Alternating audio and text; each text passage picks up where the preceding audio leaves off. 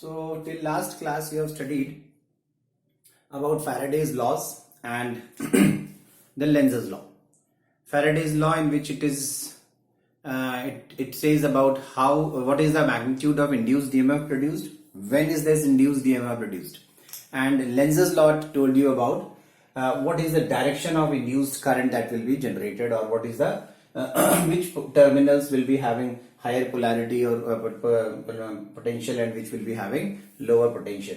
And finally we saw that Lenz's law was in accordance with the law of conservation of energy also. Today let us see as per Faraday's law, because Faraday said that induced EMF is produced whenever there is a change in flux linked with any coil or with any conductor. So what can be the various methods of producing induced EMF? कैसे induced EMFs produce हो सकते हैं? So we said flux linked with any surface area A in a magnetic field is given by B into A cos theta. Theta was the angle between the direction of area vector and magnetic field vector. So there are three factors in this expression. You can see there are three factors: magnetic field intensity, area of the loop, and the angle between the magnetic field vector and area vector. Out of these three quantities, if any of these three quantities changes, flux will change, phi will change. And Faraday says that induced EMF is the rate of change of magnetic flux. So flux change is due to three factors. So whenever there will be a flux change, induced EMF will be produced. So we may say induced EMF can be produced by three different ways. It can be by changing either magnetic field, keeping the other two factors constant, by changing the area of the loop, if the other two factors B and theta are constant, or maybe due to the change in orientation, that is if theta changes, if B and A are, maybe all the three together may change. And I am saying that three factors are responsible for the change of flux, and so due to change of flux, induced EMF will be produced. So let us take up one by one how this induced EMF is produced when there is a change in magnetic field. So for that I have taken the very first example. If you remember that there was suppose a loop, a coil maybe, it may have one turn, two turns, n turns, and there is a magnet kept in front of it, maybe a north pole, maybe south pole. And as I have shown, this is a magnetic north pole kept very close to this loop, and magnetic lines of forces which are passing through, I have shown as if there is an inward flux linked with the loop. And since the magnetic north pole is very close to the coil, a large number of magnetic lines of forces are passing through the loop. Now what I have shown is, suppose this north pole is suddenly pulled away, or maybe the north pole was kept away and suddenly it is brought to this new position very close to the loop, whatever may be the case. Pulled away or maybe brought closer, what is going to change is the flux. For example, in this I have shown a large number of magnetic lines of forces are passing through. Why the number of lines of forces through the loop is large? Because near the magnetic poles, the magnetic field intensity is strong. Suppose the magnetic field right now at this point, at certain distance from this magnetic north pole, is B1. And now all of a sudden this magnetic north pole is pulled away.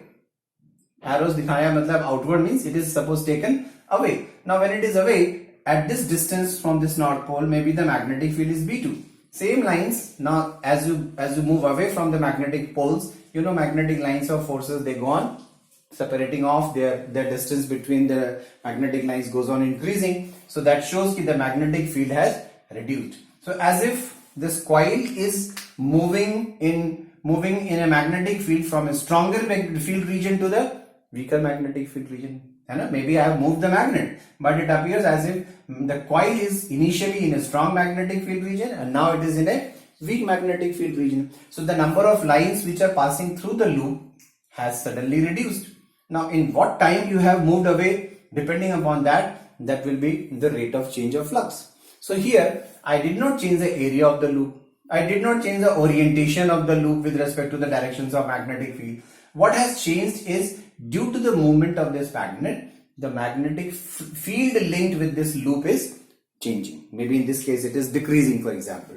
So when there is a change in magnetic field, matlab B A cos theta mein se kya change ho raha hai is baar? B. A and theta are constant. So if I differentiate phi, which is B A cos theta, so A and cos theta are constant. Say change is due to the change in magnetic field. So at what rate the magnetic field was changing? When this magnet was pulled away, at what rate at this point the magnetic field was changing. Maybe initially the magnetic field is B1, finally the magnetic field has become B2. So change in magnetic field is maybe B2 minus B1. And in moving this magnet from this position to this position, maybe certain amount of time has taken place. So suppose the time taken is dt. So change in field divided by time, that will be called as rate of change of field. The field may change because of some other reason also. It's not essentially that it is because of a change of position of the magnet. Maybe a coil was kept here, suddenly the current was generated, suddenly the coil current was reduced. If you remember another example, I told you that there was a current carrying straight wire and above that there was a loop. Suddenly this loop was pulled away. Suddenly when this loop was pulled away, what was happening to this loop when it is pulled away? Actually the magnetic field linked with that loop was changing. Maybe the loop was kept here, current was also kept, wire was also kept here. Suddenly the current was increased. Current increase means at this point the magnetic field increased. So maybe magnetic field can be changed in different ways. I am talking about in whatever way that magnetic field changes, flux changes. And flux changes means an induced EMF is produced. So what rate the field is changing, if you know that rate of change of field, induced EMF can be calculated. So this is the first method I am saying, which is responsible for an induced EMF in a coil. Let us take up the second case, area of the loop. Okay, the second method is by change of area. Suppose area of the loop is changing and the other two factors, that is magnetic field and angle between the magnetic field vector and area vector, is not changing, suppose. So you had an expression phi was equals to BA cos theta. So if the rate of change of flux is because of only change in area, so it means induced EMF produced will be minus d by dt of BA cos theta, means A is only changing. So B and cos theta being constant, it is constant. So BA cos theta suppose taken out, it is at the rate of change of area. Now with the help of this, let us take up a situation and find out induced EMF produced in a conductor or in a loop when the change of area is taking place. Now for that, see in this figure what I have taken is, there is a magnetic field and that magnetic field is a uniform magnetic field whose direction is pointing inwards. ये जो crosses दिख रहे हैं इसका मतलब क्या है कि magnetic lines are pointing in. ठीक है, dots दिखाते तो pointing out होता, मैंने in दिखाया. And throughout this region जहां ये loop दिखाई पड़ रहा रखा हुआ, ये uniform magnetic field है. इसमें हमने एक वायर लूप रखा हुआ है, एक वायर फ्रेम रखा हुआ है. ये वायर एक्चुअली एक यू शेप में बेंड कर दिया गया है, PQRS यू शेप में गुड कंडक्टिंग वायर हमने बेंड कर रखा है. अब इस वायर के ऊपर इसके जो दो आर्म्स दिखाई पड़ रहे हैं, एक PQ और एक RS, इस पर एक और कंडक्टिंग आर्म है MN, जो कि पॉइंट M पर फॉर एग्जांपल और N पर यहां उसका एक इलेक्ट्रिकल कॉन्टैक्ट है. ओके, मतलब इस वायर को हम इस पर फ्रीली मूव कर सकते हैं विदाउट एनी फ्रिक्शन. एंड ये पॉइंट्स M और N for example like this, यहां पर वो अभी इस PQ आर्म के साथ और RS आर्म के साथ कांटेक्ट में है. नाउ यू कैन सी इस आर्म की वजह से एक एरिया बाउंड हो रहा है, देखिए यहां पर, है ना, MQRN, एक एरिया बाउंड हो गया. And the orientation of this wire frame is such कि ये जो एरिया बाउंड हो गया है, इस सरफेस एरिया का जो ओरिएंटेशन है वो मैग्नेटिक लाइंस ऑफ फोर्सेस के एग्जैक्टली परपेंडिकुलर है. तो मैं अगर इस सरफेस पर एक परपेंडिकुलर ड्रॉ करता हूं, वो सपोज एरिया वेक्टर है, तो वो मैग्नेटिक फील्ड वेक्टर की डायरेक्शन में है. That means angle between the direction of area vector and magnetic field vector is 0 in this case. तो एक ऐसी सिचुएशन हमने ली हुई है. ठीक है, uniform magnetic field, a rectangular wire frame in which a rectangular loop like structure is formed in which one of the arm MN is movable. It is capable of moving freely with no friction at these points like M and N. Now what I am going to do is, let me pull away this arm MN outwards. मैं इसको बाहर खींच रहा हूं, या अंदर खींच भी सकता था, किसी भी तरफ. मैंने बाहर की तरफ खींचने का दिखाया कि it is being pulled and it is being pulled with a constant velocity. इसको बाहर खींचा जा रहा है with a constant velocity. Can you tell me कि अगर मैं इसको कांस्टेंट वेलोसिटी से खींचता हूं तो do I need to apply any force or not? Because I am saying there is no acceleration. For no acceleration being produced, do I need to apply any force or not? You may say because there is no acceleration, there is no force, but you know there is a force being applied. इसको खींचने के लिए हमें एक force लगाना पड़ रहा है, क्योंकि अभी आपको थोड़ी देर में मैं बताता हूं कि the moment I start pulling it, इसको मैं बाहर जब v वेलोसिटी से कांस्टेंट वेलोसिटी से खींचना शुरू करता हूं बाय अप्लाइंग ए फोर्स, एक exactly same amount of force opposite direction में क्रिएट होने लगता है। ओके, और वो दोनों फोर्सेस बैलेंस्ड रहती हैं। जितने फोर्स से मैं इसको खींच रहा हूं v वेलोसिटी से, उसकी वजह से जो फोर्स क्रिएट हुआ उसके ठीक अपोजिट एक फोर्स और क्रिएट हो जाता है। तो ये एक बैलेंस्ड फोर्स की स्टेट रहती है। तो even though it is moving with a constant velocity, I need to apply a force against one more force which is generated as a result of that pulling. वो क्यों force generate हुआ, वो मैंने जो force लगाया उसके against एक force generate क्यों हुआ, that is a matter of question. अभी हम देखते हैं उस चीज को कि वो फोर्स क्यों जनरेट हुआ। तो सिचुएशन ये है कि मैं इस आर्म mn को बाहर पुल कर रहा हूं, से विथ ए वेलोसिटी v। अब ऐसा पुल करने से मान लीजिए ये आर्म mn आर्म जो था वो बाहर की तरफ डिस्प्लेस हुआ। कितना डिस्प्लेस हुआ, मान लीजिए ये कुछ dx डिस्प्लेसमेंट उसका कितने टाइम में हुआ, dt टाइम में हुआ। क्योंकि मैं उसको कांस्टेंट वेलोसिटी से पुल कर रहा हूं, तो मैं वेलोसिटी इज इक्वल्स टू कह सकता हूं it is displacement upon time. तो अगर dx डिस्प्लेसमेंट टाइम dt में हुआ है तो dx upon dt should be the velocity of that arm. तो dx displacement should be velocity into dt। ठीक है, आई नीड दिस एक्सप्रेशन, सो मैंने यहां पर उसको एक नंबर दे दिया। नाउ जब मैं इस आर्म mn को यहां से dt सेकेंड में यहां तक लेकर गया, तो कैन यू सी ये जो लूप ने एरिया बाउंड किया हुआ है वो बढ़ गया। पहले एरिया था m q r n, अब ये आर्म यहां पे पहुंच चुका है तो अब एरिया हो गया m dash q r n dash. तो इसका मतलब उस एरिया से जितनी लाइंस ऑफ फोर्सेस जा रही थी इस आर्म के मूव कर जाने के बाद उसके थ्रू लाइंस ऑफ फोर्सेस का नंबर बढ़ गया, है ना। पासिंग थ्रू दैट लूप जो नंबर ऑफ मैग्नेटिक लाइंस थी वो बढ़ गई। मैग्नेटिक लाइंस का नंबर बढ़ना मतलब क्या बढ़ना, फ्लक्स बढ़ना। तो फ्लक्स चेंज हुआ, और अगर फ्लक्स चेंज हुआ है that means according to Faraday there should be an induced EMF. तो this is what we want to calculate कि सपोज इनिशियली ये आर्म mn पोजीशन पर था, तो what was the flux link, कितना फ्लक्स लिंक था, फ्लक्स होता है ba cos थीटा। तो मैग्नेटिक फील्ड इज b जिसमें रखा हुआ है, एरिया कौन सा area, m q r n, इतना area m q r n into cos theta. cos theta कितना लिया मैंने, magnetic field and area vector क्योंकि सेम डायरेक्शन में है तो theta is 0, so cos 0 is 1। So this is the initially flux linked with this loop. Now this arm mn was pulled out and in an interval of time dt ये arm mn से m dash n dash पे पहुंच गया। तो एक dt time interval के बाद मैं पूछ रहा हूं फाइनली फ्लक्स कितना हो गया, dt टाइम के बाद final flux is b into that new area m dash q r n dash। ठीक है, same again cos 0 1। So this is the new flux, ये इनिशियल फ्लक्स, ये फाइनल फ्लक्स। तो फ्लक्स में चेंज कितना आया, change in flux in time dt, क्योंकि ये आर्म mn m dash तक dt टाइम में पहुंचा तो इसलिए मैं पूछ रहा हूं change in flux in time dt। तो it is final flux minus initial flux. तो फाइनल फ्लक्स ये रहा, इनिशियल फ्लक्स ये रहा। Let me substitute it and find out the change in flux. Let's find out.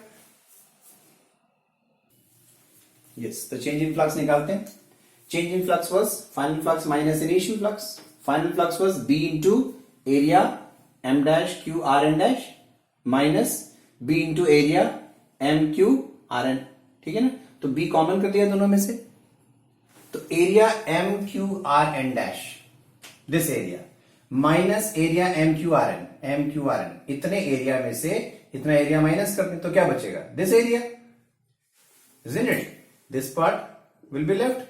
इतने का area कितना हम बोलेंगे, this is area m dash n dash n, और ये एरिया कितना है।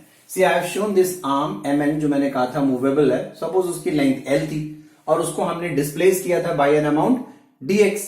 तो area m dash n will be l into dx।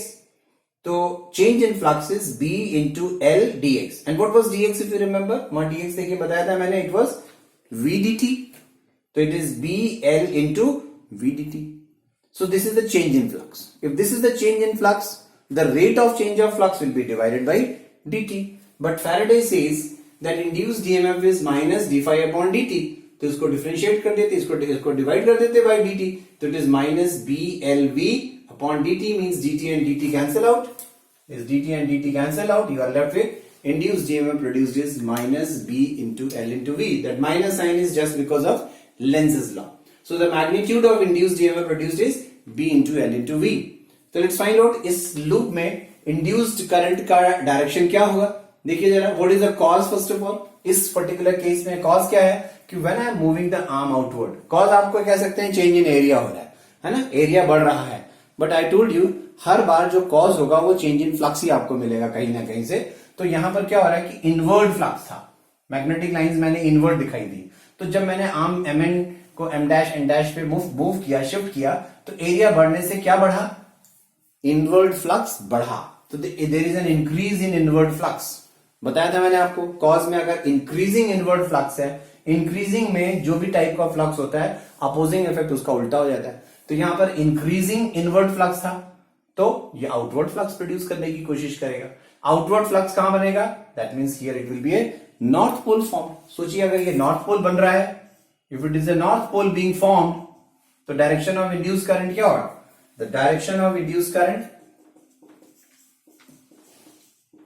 इस केस में, इस पर्टिकुलर केस में क्या है, इज एंटी क्लॉकवाइज,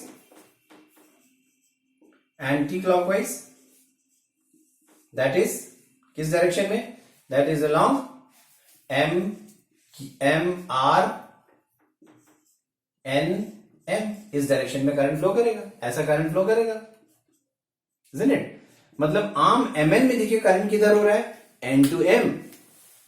ना यहां एक इंटरेस्टिंग सी चीज है, यहां पर इस लूप में इंड्यूस्ड करंट जो प्रोड्यूस हुआ किसी ना किसी पोटेंशियल डिफरेंस की वजह से ही करंट होता है.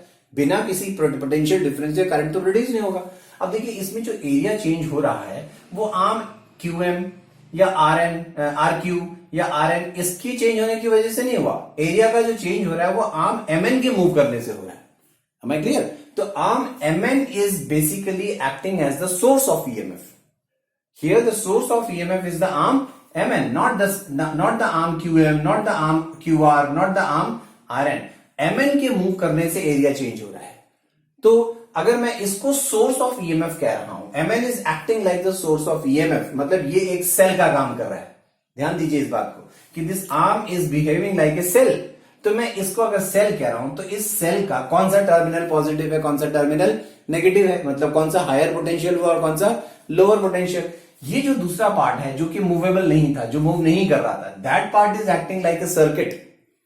वो पार्ट सर्किट के जैसा बिहेव कर रहा है. तो सर्किट में करंट सेल से जब आता है तो वो कैसे फ्लो करता है, सेल के पॉजिटिव से नेगेटिव. तो इसका मतलब करंट सर्किट में अगर ऐसा जा रहा है, that means M terminal is behaving like higher potential, N terminal is behaving like lower potential. Cell के पॉजिटिव से नेगेटिव करंट फ्लो करता है और सेल के अंदर करंट नेगेटिव से पॉजिटिव फ्लो करता है. समझ में आ रहा है. तो arm M N is responsible for the induced EMF. ठीक है, it is in the anti clockwise direction, that is it is from N to M in the arm M N. ठीक है, therefore M is at higher potential, positive potential, and N is at lower potential या negative potential करेंगे. ये important था समझना आपको. ठीक है, कि कौन सा टर्मिनल हायर पोटेंशियल है या कौन सा टर्मिनल लोअर पोटेंशियल है. Any doubts about this? यहां तक क्लियर है सबको. Now do remember this expression, क्योंकि ये एक्सप्रेशन अभी आगे चलकर आपको फिर से मिलेगा. ठीक है, तो इसलिए ये वाला एक्सप्रेशन ध्यान रखिएगा. So this was a case of change of area. कि induced EMF is produced because of change of area. मैंने आपको और भी एग्जांपल्स बताए थे. याद करो कि एक मैग्नेटिक फील्ड में मैंने आपसे कहा था एक लूप रखा हुआ है रिंकल्ड शेप में, हाँ, उसको मैंने ऑल ऑफ ए सडन एक सर्कुलर शेप में कन्वर्ट कर दिया. तो that was again A case of change of area. या मैंने आपको कहा था एक रेक्टेंगुलर लूप रखा हुआ, उसको मैंने सडनली मैग्नेटिक फील्ड से बाहर किया, तो आप उसको कह सकते हो it is a case of changing magnetic field. और you can also say it is a case of changing area, कि जितने एरिया से मैग्नेटिक वो जब मैं लूप को बाहर ले जा रहा था तो एरिया जिसके साथ फ्लक्स लिंक हुआ था वो चेंज हो रहा था, क्योंकि फील्ड तो मैंने कांस्टेंट रखी हुई थी. बेसिकली वो एक चेंज ऑफ एरिया का ही केस कहेंगे. आप चेंज इन मैग्नेटिक फील्ड ये कह सकते हैं कि वो एक वीक स्ट्रॉन्ग फील्ड से weak zero magnetic field region में आ रहा है. But whatever is the case, आप देख रहे हो इन सभी सिचुएशंस में आप देख रहे हो कि flux change is responsible for induced EMF. ठीक है, let us go to the third case. Okay, before I go for the third case let me tell you, because मैंने एक बात आपसे बड़ी कही थी कि फोर्स, कि मुझे फोर्स लगाना पड़ेगा कि नहीं। देखिए, मैं इस आर्म mn को जो बाहर पुल कर रहा था with velocity v, I had to apply a force. Force क्यों लगाना पड़ा मुझे, फोर्स क्यों लगाना पड़ा और फिर भी एक्सेलरेशन प्रोड्यूस नहीं हुआ, हम कह रहे हैं हाँ फोर्स लग रहा है तो एक्सेलरेशन, क्या न्यूटन का सेकंड लॉ गलत हो रहा है अब? Actually not. देखिए, जैसे ही मैंने इस फोर्स को लगाकर इस आर्म को बाहर v वेलोसिटी से पुल करना शुरू किया, कांस्टेंट वेलोसिटी से पुल करना शुरू किया, तो उसके लिए मुझे जो फोर्स लगाना पड़ रहा था, सपोज वो F अप्लाइड है, ओके। यू नो, अभी हमने कहा कि जैसे ही मैंने इस आर्म को बाहर पुल करना शुरू किया, एक इंड्यूस्ड ईएमएफ प्रोड्यूस हुआ। Induced EMF produces is equals to कितना, बी एल इंटू वी। कितना इंड्यूस्ड ईएमएफ प्रोड्यूस हुआ, मैग्नीट्यूड ऑफ इंड्यूस्ड ईएमएफ, है ना। अगर देखिए, मैं इसमें एक चीज और बता दूं आपको, छोटी सी और बातें भी मैं बता देता हूं। Suppose loop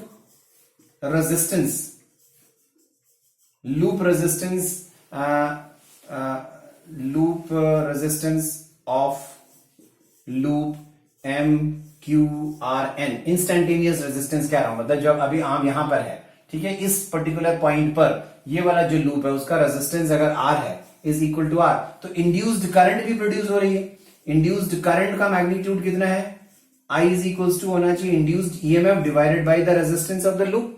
that means it will be B into L into V divided by R. इतनी इंड्यूस करंट भी प्रोड्यूस होगी, है ना।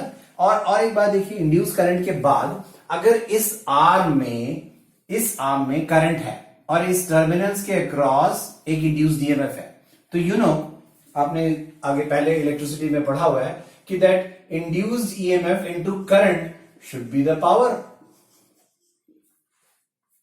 ठीक है, पावर जनरेटेड। किसी लूप में, किसी सर्किट में अगर करंट फ्लो हो रहा है, एक पोटेंशियल डिफरेंस की वजह से करंट फ्लो हो रहा है, इसका मतलब उस सर्किट में पावर सप्लाई हो रही है, एनर्जी पर सेकंड कुछ सप्लाई हो रही है इसका मतलब। और वो एनर्जी पर सेकंड अगर इस लूप में कोई सप्लाई हो रही है तो कोई तो दे रहा है वो एनर्जी, कोई तो दे रहा है। कौन दे रहा है वो एनर्जी?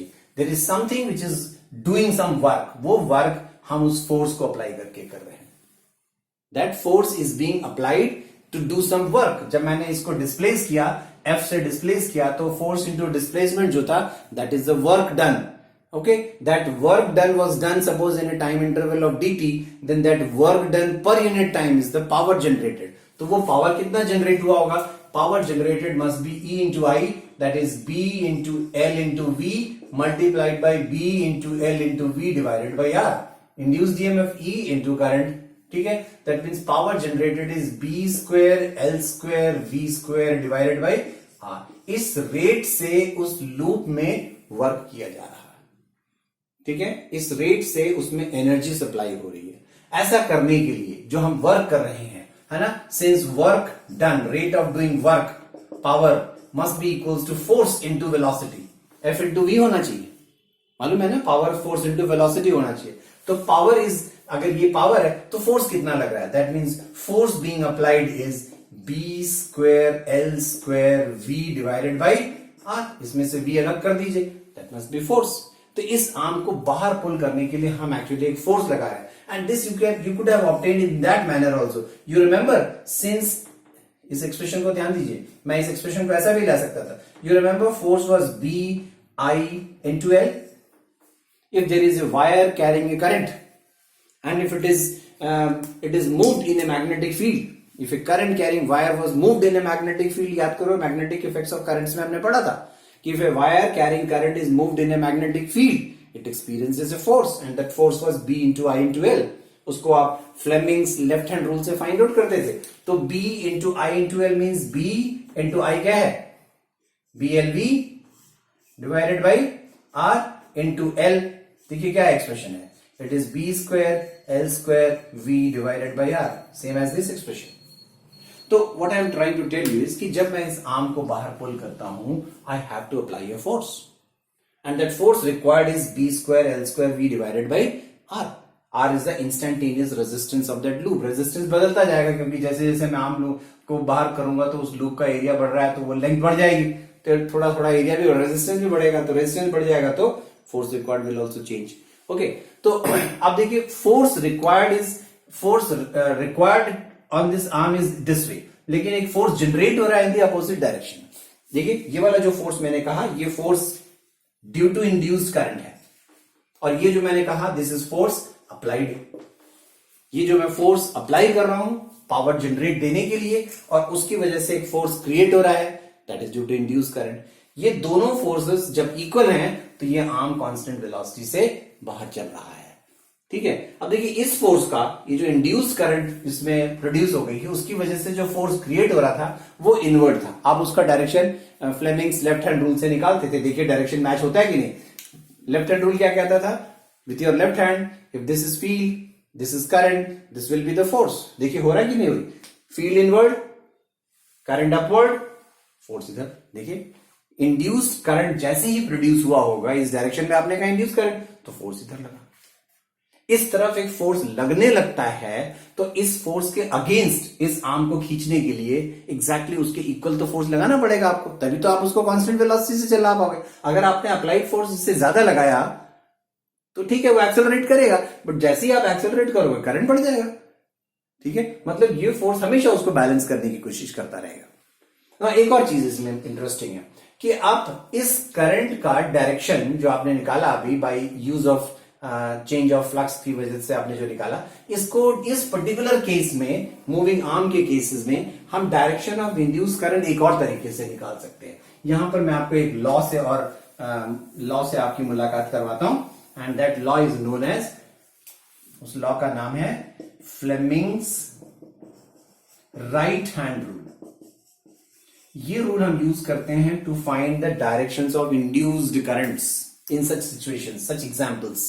देखिए इंड्यूस करंट का डायरेक्शन इंड्यूस्ड ईएमएफ का निकालने का जो मैंने आपको पहले लेंजेस लॉ में मेथड बताया वो यूनिवर्सल है, चेंज ऑफ फ्लक्स की मदद से आप निकाल ही सकते हो। लेकिन यहां पर इस पर्टिकुलर केस में जैसे ये आपके लिए एक शॉर्टकट मेथड है। यहां क्या है कि ये जो करंट आपने बताया कि इस तरफ फ्लो करेगा, इस डायरेक्शन को निकालने का एक और तरीका है हमारे पास, Fleming's right hand rule. Right hand rule क्या कहता है, फिर से वही जैसे फ्लेमिंग्स लेफ्ट हैंड रूल में आप ये तीनों fingers, middle finger, four finger and thumb, ये तीनों आपस में एक दूसरे के परपेंडिकुलर स्ट्रेच कर लीजिए लाइक दिस। तो फोर फिंगर यहां पर भी फील्ड का डायरेक्शन है, four finger is still field, लेकिन थंब लेफ्ट हैंड रूल में आप कहते थे डायरेक्शन ऑफ फोर्स, जिस डायरेक्शन में आप डायरेक्शन ऑफ मोशन होता था, जिस डायरेक्शन में आप वायर को मूव करते थे, ठीक है, उस डायरेक्शन में। तो डायरेक्शन ऑफ डायरेक्शन ऑफ क्या कहते थे आप उसको, लेफ्ट हैंड रूल में आप कहते थे डायरेक्शन ऑफ फील्ड था, वन इज करंट, तो डायरेक्शन ऑफ फोर्स होता था। यहां हम क्या कहने वाले, राइट हैंड रूल में क्या कहते हैं, this is field, this is direction of motion of conductor, कि मैं इसमें एक वायर आर्म को मूव कर रहा हूं, तो मैं किस डायरेक्शन में मूव कर रहा हूं वो है थंब का direction. Then middle finger will be the direction of induced current. देखिए जरा इससे डायरेक्शन ऑफ करंट हमें मिलता है कि नहीं, फील्ड का डायरेक्शन किधर है, इनवर्ड, और मैं उसको मोशन में किधर ले जा रहा हूं, आउटवर्ड, उधर ले जा रहा हूं, तो डायरेक्शन ऑफ करंट देखिए, ठीक है, N to N, field direction of motion current, तो that way you can find the directions of induced current. समझ में आ रहा है, ठीक है। मैं ऐसा बता देता हूं, देखिए field inward, direction of motion thumb की तरफ है, तो इंड्यूस्ड करंट का डायरेक्शन मिडिल फिंगर है, और इंड्यूस करंट अगर इस तरफ है तो इस आर्म पर एक फोर्स क्रिएट होने लगता है, और उस फोर्स का डायरेक्शन क्रिएट कर, जिस तरफ क्रिएट हुआ उसको आप लेफ्ट हैंड रूल से पता करते थे। Field direction of current, induce current जो प्रोड्यूस हुआ, फोर्स इस तरफ क्रिएट होता है। तो इंड्यूस करंट की वजह से जो फोर्स क्रिएट होता है उस फोर्स के अगेंस्ट हमें एक फोर्स अप्लाई करना पड़ता है, ठीक है। तो इसके एग्जैक्टली इक्वल अगर आप फोर्स अप्लाई कर रहे हैं तो आप आर्म एमएन को सिर्फ एक कांस्टेंट वेलोसिटी से ले जा पाएंगे। अगर आप उसको एक्सेलरेट करना चाहते हैं तो your applied force must be greater than the force which is produced due to the induced current, ठीक है। तो ये बातों को भी ध्यान रखिए। इस पर भी बेस्ड क्वेश्चंस क्योंकि आपसे पूछ लिए जाते हैं, कई बार ये एक्सप्रेशन भी एग्जाम्स में पूछे गए हैं कि पावर का एक्सप्रेशन निकालिए, फोर्स ऑन द करंट के induce, force due to the induce current बताइए कितना लगता है कंडक्टर पर, तो ये भी करना आना चाहिए आपको। Let us go to the third method. So the third method is, that is by change of orientation. In this method we are not going to change the magnitude of magnetic field, nor I am going to change the area of the loop, but here we are going to consider a situation where the angle between the direction of magnetic field vector and the area vector changes with time. How it is done, supposing एक situation एक मैं आपको बताता हूं. There is a uniform magnetic field I have shown. एक uniform magnetic field जो मैंने arrows के फॉर्म में दिखा रखी है. In this magnetic field imagine a loop placed. Loop का शेप कुछ भी हो सकता है. यहां पे मैंने एक रेक्टेंगल लिया है. वंस अगेन एज यूजुअल हम लोग रेक्टेंगुलर शेप इसलिए ले लेते हैं कि हमारी कैलकुलेशन इजी हो जाती है. एक इमेजिन करो एक रेक्टेंगुलर लूप है, ठीक है. पी क्यू आर एस एक ऐसा रेक्टेंगल है. इसमें एक टर्न दिखाई पड़ रहा है. ऐसे 1 2 3 n नंबर ऑफ टर्न्स भी हो सकते हैं, ठीक है.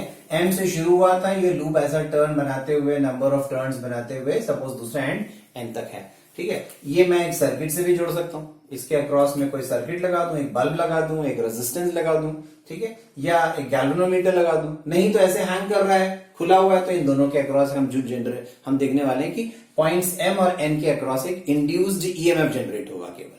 अदरवाइज अगर इसको क्लोज कर देंगे तो करंट फ्लो करेगा, वो लूप में भी जाएगा, लूप से थ्रू करंट फ्लो करेगा. अब क्यों करेगा करंट, क्यों इंड्यूस्ड ईएमएफ प्रोड्यूस होगा? कि मैं क्या करने वाला हूं इस लूप को, this suppose the loop was placed in this manner. मतलब इस लूप का जो प्लेन था वो मैग्नेटिक फील्ड के बिल्कुल परपेंडिकुलर था, ऐसे रखा हुआ था. तो मैं अगर इस सरफेस पर एक परपेंडिकुलर ड्रॉ करता हूं, दैट इज एरिया वेक्टर, वो area vector magnetic field vector की डायरेक्शन में था. मतलब angle between the direction of area vector and magnetic field vector initially was suppose 0. तो मैंने कहा एरिया ऑफ द लूप कितना है, सपोज a, और वो एक यूनिफॉर्म मैग्नेटिक फील्ड B में रखा हुआ है. And suppose initially it is placed in such a way that area vector and field vector are in the same direction, so the angle between B vector and A vector is 0. Diagram में आपको कोई angle दिख रहा है, वो मैं initially कह रहा हूं, शुरुआत में वो ऐसा रखा हुआ था, परपेंडिकुलर रखा हुआ था. Now what I am going to do is कि मैं इस लूप के थ्रू एक एक्सिस ड्रॉ करता हूं. ऐसा एक एक्सिस बना रहा हूं जो मैग्नेटिक लाइंस ऑफ फोर्सेस के परपेंडिकुलर है. ऐसा भी हो सकता था, ये भी तो परपेंडिकुलर, मतलब ऐसा लूप को घुमाऊं मैं, ठीक है. I am going to rotate in such a way कि जब ये रोटेट हो, देखिए किसी भी मतलब मैग्नेटिक फील्ड के अगर एक परपेंडिकुलर एक्सिस आप बनाएंगे तो जैसे ये मान लीजिए ऐसे घुमाएं, ठीक है, ऐसा लूप बना दे तो ऐसे घुमाएं, तो घुमाने पर मैग्नेटिक फील्ड के परपेंडिकुलर जब भी आप एक एक्सिस चूज करेंगे थ्रू द लूप, और जब हम उस लूप को उस एक्सिस के अबाउट घुमाएंगे तो उस लूप के थ्रू जाने वाली मैग्नेटिक लाइंस ऑफ फोर्सेस का नंबर चेंज होने वाला है. देखिए कैसे, कि अभी ये ऐसे रखा हुआ है परपेंडिकुलर, तो इसका मतलब सबसे ज्यादा लाइंस इस समय इसके थ्रू जा रही होंगी, मतलब flux is maximum right now. Okay, मान लीजिए मैं इसको ऐसा घुमाता हूं कि एरिया वेक्टर इधर था और ये घूमना शुरू कर देता है, इधर आ जाता है. ओके, ऐसा घूमकर वो ऐसा आ जाता है. अब लूप ऐसा हो गया, मैग्नेटिक लाइंस ऐसी हैं, मतलब मैग्नेटिक लाइंस लूप के सामने से, लूप के पीछे से तो चली गई, थ्रू द लूप नहीं गई, तो फ्लक्स कितना हो गया, फ्लक्स 0 हो गया. तो ऐसे में अगर लूप को एक ऐसे एक्सिस के अबाउट जो मैग्नेटिक फील्ड लाइंस के परपेंडिकुलर है, लूप के थ्रू पास करता हुआ, उसको मैं घुमाऊं उस लूप को, तो angle between B vector and A vector change हो रहा है. सी, ना बी चेंज किया, ना हमने एरिया का लूप का एरिया चेंज किया, लेकिन उस लूप को घुमाने से angle between B vector and A vector change हुआ, और ये चेंज होने से, थीटा चेंज होने से फ्लक्स चेंज हो रहा है ना. आपका एक्सप्रेशन था phi is equals to B A cos theta. तो बी नहीं चेंज कर रहे, ए भी नहीं चेंज, लेकिन अगर थीटा चेंज हो रहा है तो थीटा चेंज होगा, तो कॉस थीटा चेंज होगा, कॉस थीटा चेंज होगा तो फ्लक्स चेंज होगा, ठीक है. But you no cos theta एक हार्मोनिक फंक्शन है, कि ये लूप मतलब कैसा है हार्मोनिक फंक्शन, कि ये 0 से मैक्सिमम 1 होता है, 1 से फिर 0 हो जाता है, फिर 0 से 1 होता है, -1 होता है, फिर 0, मतलब 1 0 -1 0 1 0 ऐसा होता रहता है, ठीक है ना. मतलब ये फ्लक्स मैक्सिमम होगा, 0 होगा, मैक्सिमम होगा, 0 होगा, मैक्सिमम होगा, ऐसे बार बार होता रहेगा. तो जैसे जैसे ये कॉइल घूमेगी, लूप घूमेगा, अभी फ्लक्स मैक्सिमम है, 0 हो गया, बिल्कुल उसके पैरेलल हो गया तो 0 हो गया. फिर ऐसा घूम गया 90 डिग्री और घूमा, फिर फ्लक्स मैक्सिमम हो गया, फिर ऐसा घूमा, फिर फ्लक्स 0 हो गया. मतलब जैसे जैसे वो 360 डिग्री का एक पूरा एंगल घूमेगा, 2 ओरिएंटेशंस ऐसी रहेंगी जब फ्लक्स मैक्सिमम रहेगा, जब वो loop perpendicular to the field होगा, और 2 बार ऐसा आएगा इस लूप में, एक बार ऐसा और एक बार घूम के बिल्कुल ऐसा जब हो जाएगा कि 2 बार फ्लक्स 0 होगा, ठीक है. इस पूरे एक रोटेशन में ये फ्लक्स चेंज हुआ है ना. मैक्सिमम 2 बार हुआ, मिनिमम 2 बार हुआ. ऐसा मैं अगर इस कॉइल को घुमाता रहूं लगातार, अगर इस कॉइल को घुमाता चला जाऊं तो लगातार इसमें फ्लक्स बदलता रहेगा. फ्लक्स चेंज होना मतलब इंड्यूस्ड ईएमएफ प्रोड्यूस होना. बट इंटरेस्टिंग ये है कि इसमें फ्लक्स जो चेंज हो रहा है ना, मैक्सिमम टू 0, फिर मैक्सिमम, फिर 0, फिर मैक्सिमम, तो इसमें जो इंड्यूस्ड ईएमएफ भी प्रोड्यूस होता है वो भी ऐसे ही वेरी करता है कि एक बार इंड्यूस्ड ईएमएफ जीरो होगा, फिर मैक्सिमम हो जाएगा, फिर जीरो होगा, फिर मैक्सिमम होगा। और इंटरेस्टिंग, अभी हम रिजल्ट देखेंगे, डायरेक्शंस भी निकाल कर देखेंगे कि इसमें कुछ देर तक अगर इंड्यूस करंट फ्लो करता है तो कुछ देर तक करंट ये PQRS फ्लो करता है और आधे रोटेशन तक, फिर आधे रोटेशन तक उल्टा फ्लो करता है। मतलब इसमें करंट का डायरेक्शन बार बार हर आधे रोटेशन के बाद चेंज होता है। मतलब current reverses its direction after every half rotation. PQRS then SRQP, PQRS S, मतलब sometimes potential of M will be higher, N will be lower, next half rotation potential of N will be higher, M will be lower। तो मैं सोचो अगर इसके across एक terminal एक source लगा दो, एक रेजिस्टेंस लगा के रखूं M और N के अक्रॉस, ऐसा, हाँ, ऐसा अगर एक रेजिस्टेंस लगा के रखूं तो उसमें करंट कैसा फ्लो करेगा? करंट कभी इस रेजिस्टेंस से M से N की तरफ जाएगा आधे रोटेशन में, और फिर आधे रोटेशन में N से M की तरफ जाएगा। ऐसी करंट्स जो रिपीटेडली अपनी डायरेक्शंस को और मैग्नीट्यूड्स को पीरियोडिकली बदलते रहते हैं, ऐसी करंट्स को हम कहते हैं ऑल्टरनेटिंग करंट। इसलिए मैंने लिखा है यहां पर, it is the principle of alternating current generator. तो जो आपके जनरेटर्स होते हैं उसमें एग्जैक्टली यही किया जाता है कि दो मैग्नेटिक पोल्स के बीच में एक कॉइल लगाई जाती है, एंड दैट कॉइल, जो आप कहते हैं ना कॉइल को घुमाया जा रहा है, किससे घुमाया जा रहा है? टरबाइन्स लगाकर, पानी गिरा के टरबाइन्स घुमाया जाता है, टरबाइन्स उन कॉइल्स को घुमाती है। तो turbine is not generator, generator तो एक कॉइल होती है, एक कॉइल जो मैग्नेटिक फील्ड में घूमती रहती है, उसको एक कांस्टेंट स्पीड से घुमाया जाता है और उसके घूमने से उस कॉइल के टर्मिनल्स के अक्रॉस एक इंड्यूस्ड ईएमएफ जनरेट होती है, और वो इंड्यूस्ड ईएमएफ एक ऑल्टरनेटिंग ईएमएफ है, और उससे जो करंट जनरेट होती है, करंट फ्लो होता है, वो एक ऑल्टरनेटिंग करंट जो हमारे हाउस होल्ड्स में हम लोग यूज करते हैं।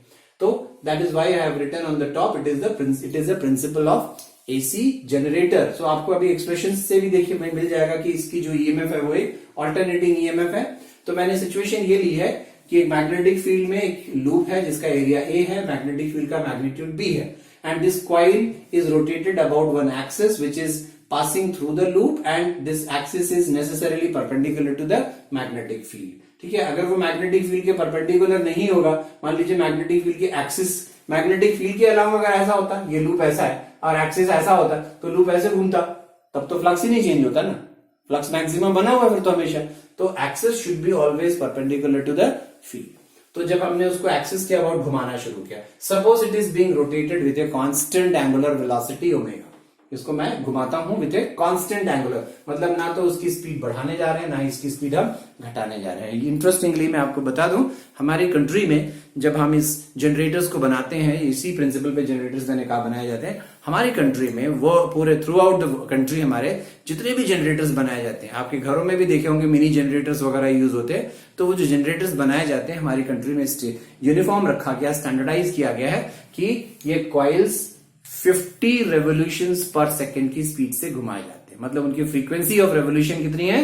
50 रेवोल्यूशंस पर सेकेंड। ये हमारी कंट्री में फिक्स्ड है, इसलिए जो हमारे घरों में ऑल्टरनेटिंग करंट्स दी जाती है उसकी फ्रीक्वेंसी कही जाती है 50 हर्ट्ज।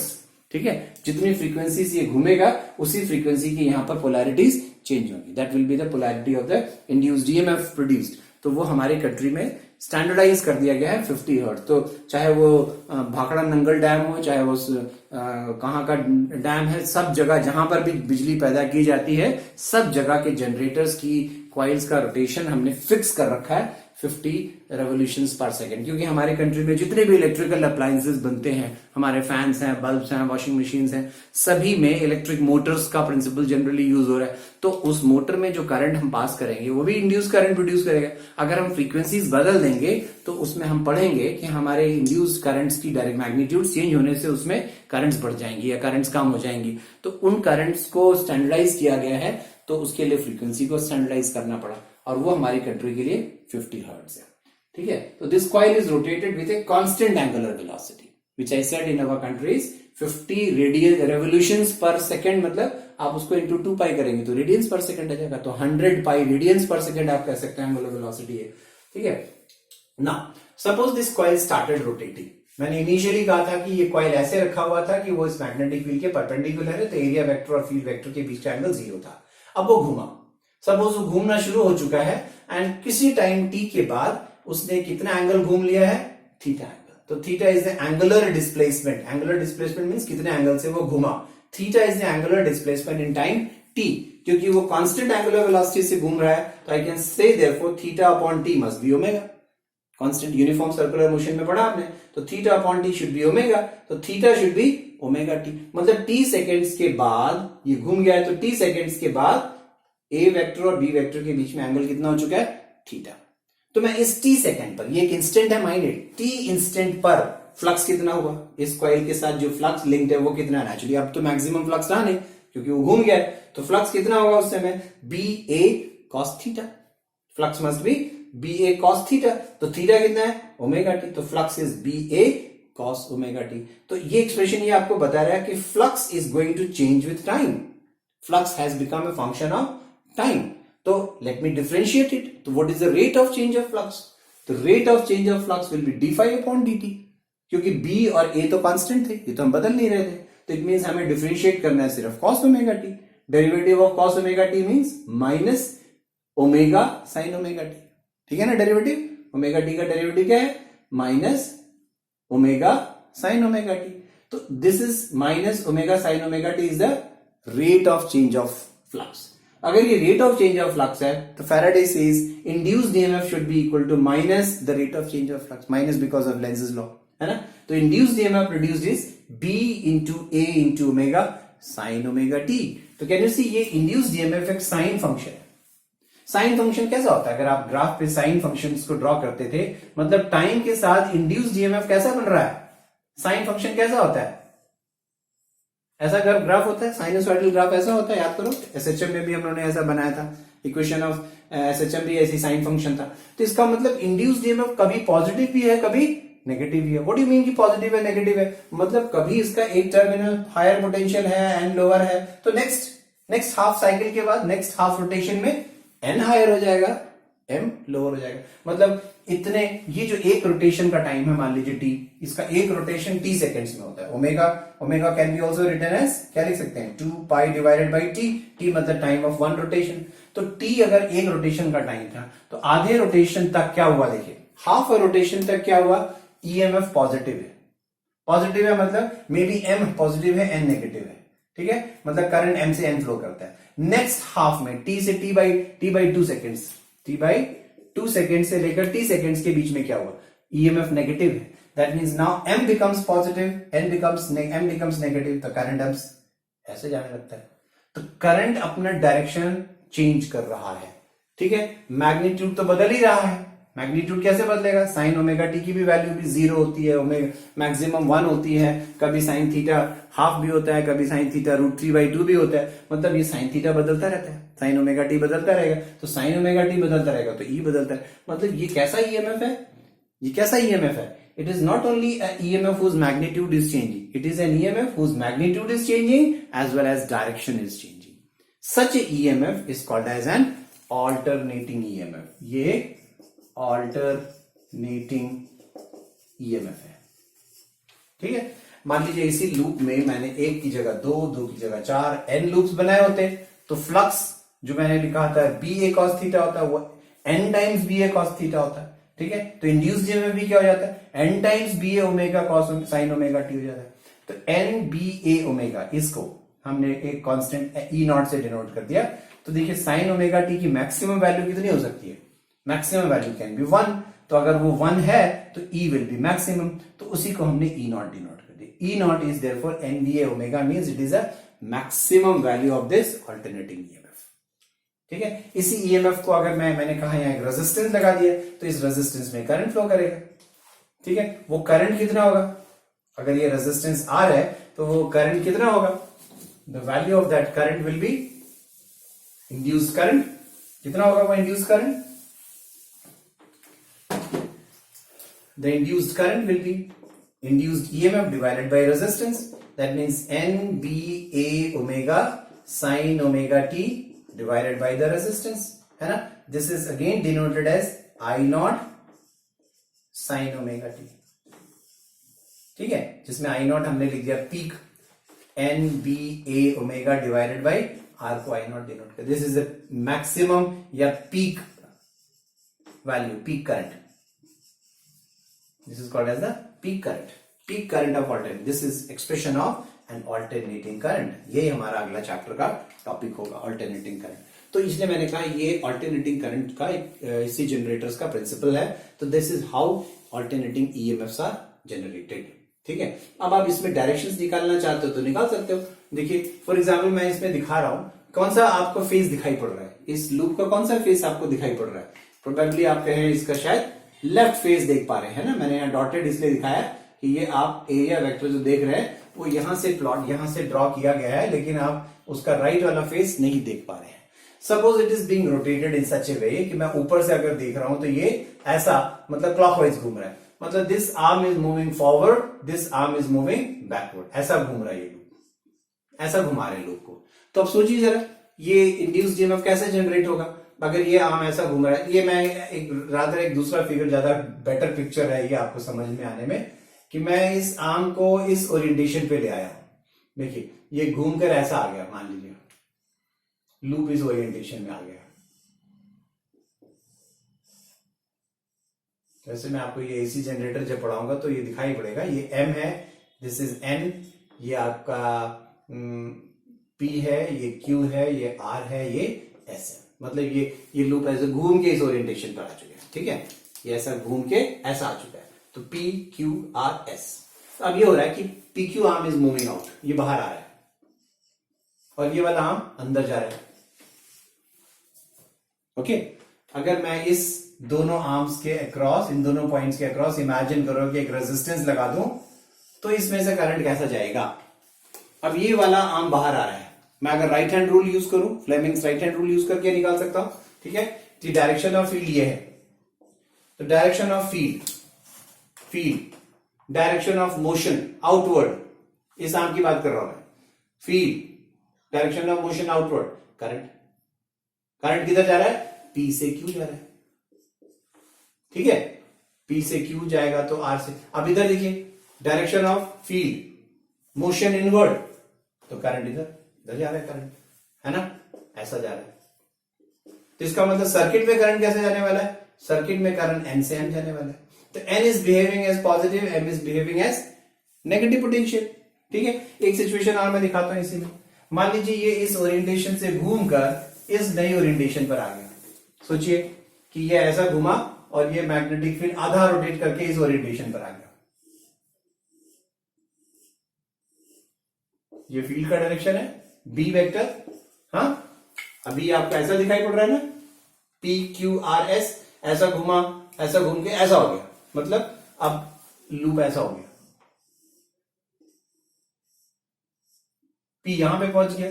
ठीक है, सॉरी, पी यहां पे पहुंच गया, क्यू यहां आ गया है, आर यहां आ गया है, एस यहां आ गया है. अब देखिए जरा, मतलब पी से जुड़ा हुआ एम था ना, ये वाला एम है, ये सॉरी एम है, और ये एन है. अब पी क्यू अंदर जा रहा है, आर एस बाहर आ रहा है. ऐसे ही हो रहा है. ठीक है, सोचिए आप कैसे हो रहा है. ऐसा था ये वाला आर्म बाहर आ रहा था, ये अंदर जा रहा था इस फिगर में. तो ऐसा घूमते घूमते घूमते घूमते ऐसा हुआ होगा, और घूमते घूमते घूमते ऐसा हो गया. तो मतलब अब पी क्यू घूम कर यहां पे पहुंच चुका है. तो पी क्यू अंदर जा रहा है, आर एस बाहर आ रहा है. पी क्यू अंदर जा रहा है, आर एस बाहर आ रहा है. फील्ड, ठीक है, field, direction of motion, motion किधर है, आउटवर्ड, मोशन आउटवर्ड. करंट, देखिए राइट हैंड रूल यूज करना था. फील्ड, ठीक है, field, direction of motion, current का डायरेक्शन इधर, फील्ड, मोशन, करंट. तो करंट एस से आर जा रहा है इस बार. ठीक है, इधर क्या हो रहा है, field, direction of motion inward, current इधर जा रहा है, तो करंट इधर जा रहा है. तो ऐसा करंट जा रहा है. तो करंट जा रहा है एस आर क्यू पी. तो सर्किट में करंट किधर जाएगा, अगर यहां सर्किट लगा हुआ था, ये कौन सा था, एम कौन सा था, पी से जुड़ा हुआ, ये एन है, दिस इज एन, है ना. अब करंट कैसे जा रहा है, ऐसा जा रहा है, इधर से आ रहा है, इधर से जा रहा है. मतलब सर्किट में अब करंट एम से एन जाएगा. तो रेजिस्टेंस में देखिए करंट पहले किधर गया था, पहले करंट एन से एम गया था, एन टू एम. इसमें करंट किधर जा रहा है, एम टू एन. रिवर्स हो गया ना करंट. ठीक है, तो ठीक 180 डिग्री रोटेशन के बाद, ठीक 180 डिग्री रोटेशन के बाद डायरेक्शन ऑफ करंट रिवर्स हो जाता है. फिर जैसे ये इस ओरिएंटेशन पे पहुंचेगा करंट का डायरेक्शन फिर n to m हो जाएगा। तो like that after every 180 degree rotation ये करंट का डायरेक्शन सर्किट में बदलता रहता है। तो इस केस में m is at higher potential, n is at lower potential. तो direction of current changes, polarities of the terminals keeps on alternately changing. That is why this EMF is called as an alternating EMF, and the current which is produced is called as an alternating current. Okay, so these were the three different ways of generating induced EMF, and in all these cases you have seen, as Faraday says, that whenever there is a change in flux, there is an induced EMF. But next topic we will be taking up is called as motional EMF. There we will be seeing कि what is the real meaning of change in flux. क्या जरूरी है कि जब flux change, जिसको आप कहते हैं कि increasing inward flux, decreasing flux का इंक्रीजिंग इनवर्ड होना, फ्लक्स का डिक्रीजिंग आउटवर्ड होना, कुछ ऐसा होना तभी इंड्यूस्ड ईएमएफ होगा। मान लीजिए कोई लूप ही ना होता, कोई लूप ही नहीं होता, हाँ, सिर्फ एक सिंगल वायर होती। सोचिए कि एक मैग्नेटिक फील्ड थी, हाँ, एक मैग्नेटिक फील्ड थी, मेरे पास सिर्फ एक वायर है, सिंगल वायर, कोई लूप वूप नहीं है, एरिया ही नहीं है, कोई एरिया बाउंड्री नहीं है, सिर्फ एक वायर है। इस वायर को मैं रखकर सिर्फ इसको वायर को चलाऊं इस पे, तो क्या इंड्यूस्ड ईएमएफ प्रोड्यूस होगा? इस वायर के टर्मिनल्स के अक्रॉस कोई क्या इंड्यूस्ड ईएमएफ प्रोड्यूस होगा? अगर होगा तो क्यों होगा भाई? फ्लक्स कहां है? कितना फ्लक्स चेंज हुआ? How to calculate that change in flux? So that will be called as motional EMF. हम उसको पढ़ते हैं। तो क्या फैराडेज लॉ गलत हो गए? नहीं, है ना? तो will take up, let us wait for that topic. The next class will take up motional EMF.